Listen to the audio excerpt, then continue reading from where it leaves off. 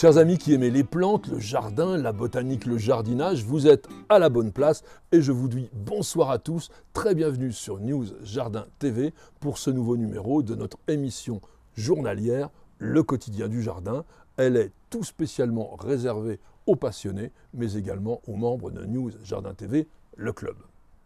Vous savez que le principe de cette émission consiste à ce que je réponde à l'une de vos innombrables questions que vous nous posez, soit sur le site www.newsjardintv.com, soit également sur la page d'accueil de la chaîne YouTube de News Jardin TV. Et aujourd'hui, c'est Bélina que nous avons choisi parce qu'elle nous dit « J'ai 2 érables du Japon cultivés en bac sur ma terrasse qui ont été atteints par la verticilliose. J'ai traité d'avril à septembre avec de la décoction de prêle et du purin d'ortie, sans aucun effet. Avez-vous un moyen efficace pour combattre cette maladie ?» Alors avant que l'on parle de la verticilliose, je voulais déjà dire, préciser et insister sur le fait que toutes les macérations, décoctions, purins de plantes doivent être considérées comme des engrais organiques, souvent extrêmement intéressants par leur richesse en minéraux et oligo-éléments, mais aussi des éliciteurs comme par exemple le purin d'ortie ou le purin de prêle, qui vont permettre à la plante d'être plus résistante naturellement aux maladies. Mais en aucun cas ça soigne, en aucun cas ça guérit, en aucun cas ça protège réellement contre les insectes, les maladies, et ce n'est pas non plus désherbant comme certains veulent bien le dire.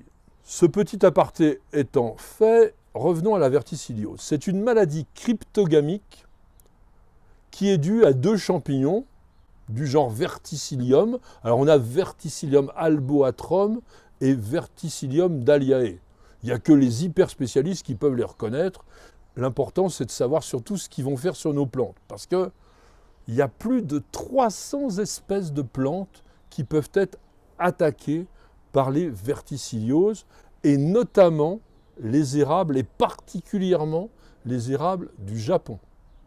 Ça attaque aussi les ormes, mais on cultive moins les ormes pour d'autres raisons aussi parasitaires. Ces 2 verticilliums sont des champignons terricoles, ça veut dire qu'ils vivent dans le sol. Et ils vont infecter les plantes en pénétrant par des blessures qu'il y a sur les racines. Première chose, on ne va pas trop travailler la terre lorsqu'on a des érables du Japon, de manière à ne pas blesser ce système racinaire qui est souvent superficiel. Mais les blessures peuvent être aussi naturelles, tout simplement dues à des insectes qui vivent dans le sol et qui peuvent grignoter les racines. Tiens, par exemple, si on prend l'otiorynque, ça fait partie de ce type d'insectes qui peuvent être générateurs de verticilliose. Le champignon va se propager à l'intérieur de son hôte, à la fois par son mycélium ou au moyen de ses spores qui sont transportés par la sève. Il finit par obstruer les canaux dans lesquels la sève circule, ce qui va bloquer l'approvisionnement des branches en ce liquide nourricier, et du coup elles vont dépérir.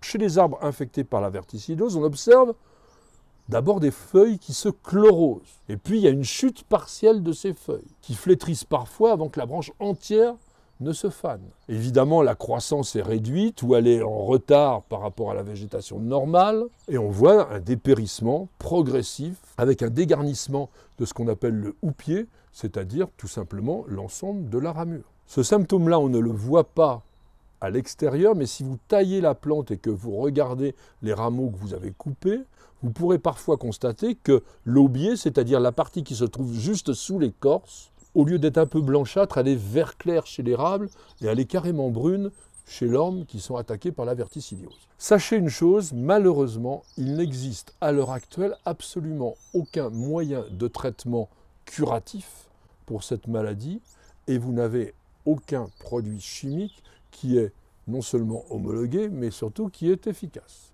Alors que va-t-on faire? Prendre des mesures prophylactiques. On ne plante jamais rien dans un endroit, ou a fortiori dans un bac, où il y a eu déjà des symptômes de verticilliose. On pourra nettoyer à fond le pot, notamment avec de l'eau de javel par exemple, pour pouvoir se débarrasser des spores du champignon. Et surtout, c'est les méthodes de culture qui importent.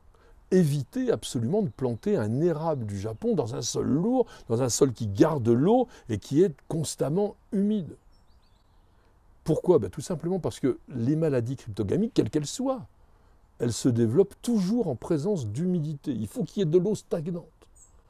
Donc sur un érable du Japon qui aime bien en plus les sols acides, terre de bruyère et terreau, et surtout si on le cultive en pot, eh bien, grand drainage au fond du pot, et vous surélevez le pot pendant l'hiver notamment pour que l'eau de pluie en excédent puisse s'évacuer. Et au final, ce n'est pas très réjouissant, mais sachez qu'un arbre qui a été attaqué, le mieux c'est quand même de l'arracher et de le détruire en le brûlant.